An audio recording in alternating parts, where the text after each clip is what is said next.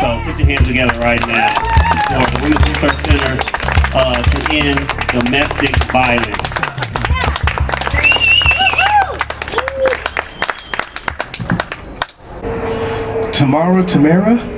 Tamara. Nice to meet you. Nice to see you again, I should say. All right, thank you. So I put the second seat up here in case you needed that moral support. That's cool. How are you today, my dear? I am well. You're well? So Okay. good to be here. I'm so thankful to have you guys as a beneficiary here. I'm thankful that you could be here too. I've already seen people at your table talking, you enlightening them on what it is you do. Let the world know, what is it that the Women's Resource Center does, and how did you get involved? Okay. Well, the Women's Resource Center is a center set up to provide resources for women in domestic violence situations. And we provide housing, food for over 3 months, as long as they need, just so they can transition on to getting back on their feet. We also provide legal advice, and we process, different, like for separations, child support, things like that. Okay, is this, when we talk about just domestic abuse, is this from anything?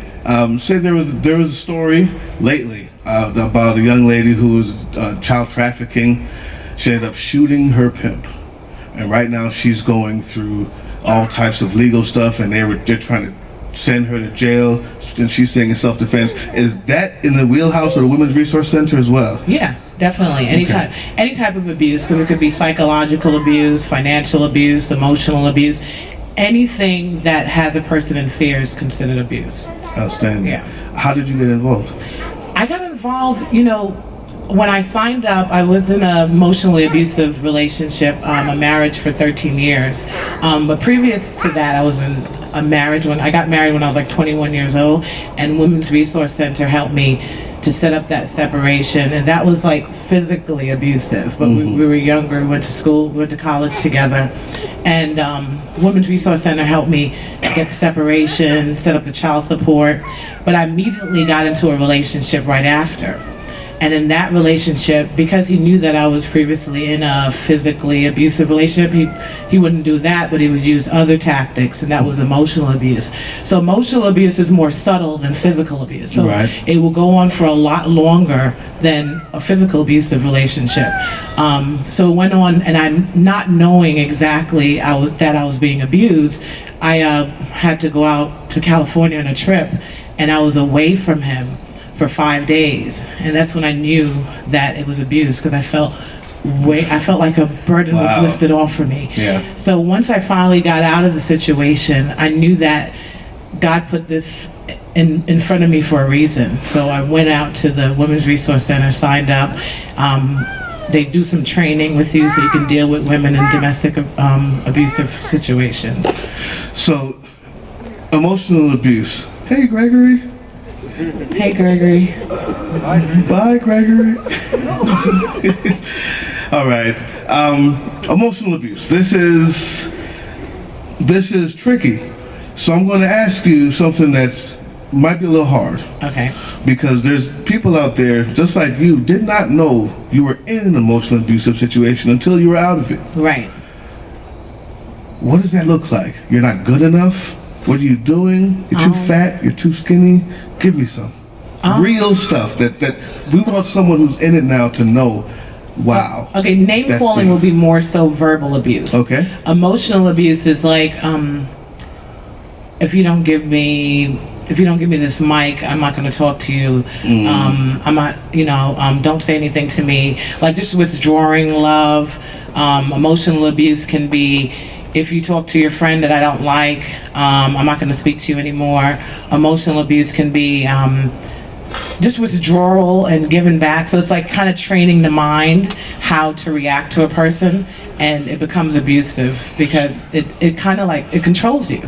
So manipulation of your physicality, your being to my will. Yes. What I want you to do, it has to be done, or you get none of me. Yes. Or none of any of this. Yeah, so it's a form of slavery in a way.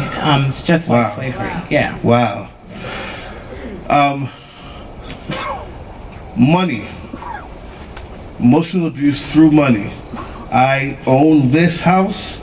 This is my xylophone. You don't touch it because you don't have anything. I have everything. What is that considered? What type of abuse is that? I know it has to be abusive. There is financial abuse, but Okay. in each situation that I was in, I was the sole breadwinner. So being responsible for everything is abusive.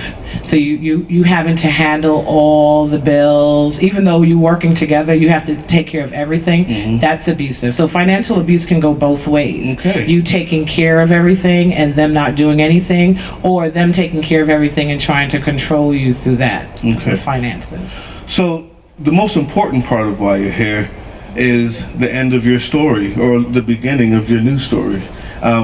How do you find the Women's Resource Center? How did you find it, first of all, and then maybe a word or two on how others can find it? Yeah.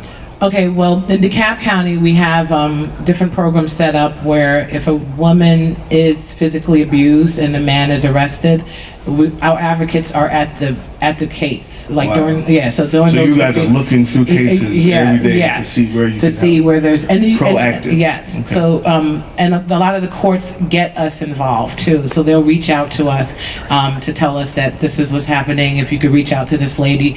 So an advocate reached out to me in my first marriage, and she contacted me and she's like, hey, I'm going to meet you at your court case. We're going to be there to represent you. And she did everything. So she did all the filings for me. She did the child support. I didn't have to do anything at all. Wow. And later on when I got a divorce, I paid for a lawyer and everything, but they started the process. Wow. Yeah, so, Awesome. and a lot of women there, they're real dedicated, and a lot of women have been through that, abusive. So a lot of the volunteers there were victims at one point. Wow. So to end it, how do we get there before the court case, before that happens, before the person becomes beat up, dead, or emotionally withdrawn, or these things start to happen? How can I personally, Doug Core, what can I do tomorrow to help to make that aware? It sounds like becoming an advocate. You mean as a person that's going through abuse, or just helping? Anybody in this audience right now, what can we do? Just look for the signs. You just have to look for the signs. You have to put yourself first. You have to love yourself, because a lot of times people don't understand abuse it starts off subtle, so it breaks down self-esteem, and it breaks you down to the point where you are no longer who you think you are.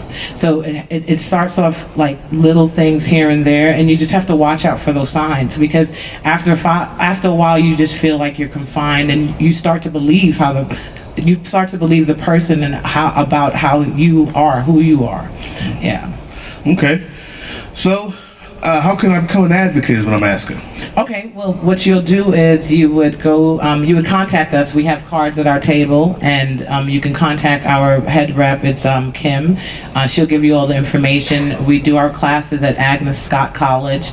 It's a training for about 5 weeks training, and they'll teach you how to deal with women that are abused and going through these situations. And once you finish that, you can go ahead into the legal side of it. You can go into volunteering. You can do hosting events or anything like that.